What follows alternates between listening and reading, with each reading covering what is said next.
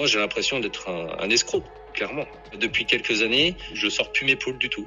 On trompe totalement le consommateur. À chaque fois que moi je vais faire mes courses, je passe devant le rayon des œufs. Il n'y a aucun affichage comme quoi les œufs des poules en plein air sont confinés. Lui, c'est Nicolas. En 2018, il a investi 1 million d'euros dans un bâtiment de poules pondeuses en plein air. Et pourtant, depuis 4 ans, ces animaux ne sont jamais sortis des bâtiments. Car comme je l'ai expliqué dans une précédente vidéo, tous les hivers, maintenant depuis presque 5 ans, l'État oblige les éleveurs à confiner leurs volailles pour lutter contre la propagation de la grippe aviaire. Confiner les poules, c'est une bonne chose. Avec tous les oiseaux migrateurs qui passent au-dessus des bâtiments, le risque est assez fort. Par contre, pour moi, on trompe totalement le consommateur. On vend un produit étiqueté code 0 bio et code 1 plein air. Moi, je suis code 1. Mes poules ne sortent pas. Le produit m'est acheté au prix du plein air et revendu en GMS au prix du plein air. Donc pour vérifier, je suis allé dans un magasin Carrefour près de chez moi et effectivement à cette époque, alors que toutes les volailles du pays étaient confinées, eh bien on vendait les produits plein air et bio sans aucune indication sur les boîtes. Alors j'ai contacté le service presse de Carrefour qui m'a pas répondu, donc je me suis fait passer pour un consommateur au service client.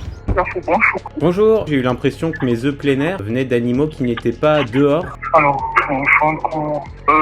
concernant votre demande, c'est pas encore disponible à mon niveau. Là, je fais le nécessaire pour transférer dans votre demande d'information pour savoir si les poules étaient bien élevées en plein air pendant la période d'hiver. Et plus tard, le service client m'a envoyé un mail m'indiquant qu'il n'avait pas d'obligation d'informer les clients que les animaux sont confinés, ajoutant que l'information est publique. Dites-moi en commentaire si vous aussi vous aviez eu accès à cette information publique. Plus tard, le ministère de l'Agriculture me confirmera que la pratique est tout à fait légale car permise par un règlement européen. Pourtant, en Belgique par exemple, on trouve sur les boîtes d'œufs des étiquettes qui informent le consommateur de la situation. Alors les cadres de la filière, ils justifient cette pratique en précisant que l'accès au plein air, à l'extérieur, n'est pas le seul critère déterminant dans un label de qualité. Il y a aussi la race utilisée, la taille des bâtiments et donc la densité aussi de l'alimentation. C'est réel pour les filières notamment bio ou label rouge. Mais pour Nicolas qui est simplement étiqueté plein air, la différence aujourd'hui avec un élevage dit au sol est très fine. Lui, par honnêteté intellectuelle, il serait même prêt à être moins payé. Si on me les prenait prix du code 2, honnêtement, ça changerait pas la face du monde. Parce qu'il n'y a pas une grosse différence entre ces deux prix de marché-là, ils sont un peu kiff-kiff. Mais pour moi, ça serait plus honnête de